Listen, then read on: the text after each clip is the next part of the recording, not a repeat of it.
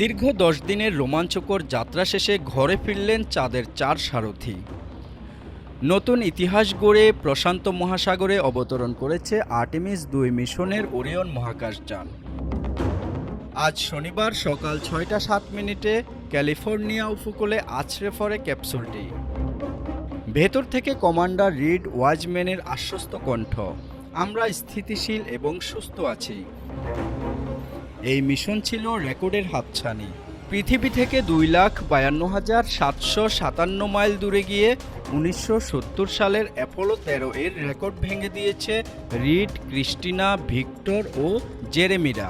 ইতিহাসে নাম লিখিয়েছেন ভিক্টর গ্লাভার প্রথম অশ্বেতাঙ্গ হিসেবে, ক্রিস্টিনা কোচ প্রথম নারী, জেরেমি হ্যানসেন প্রথম মার্কিন হিসেবে।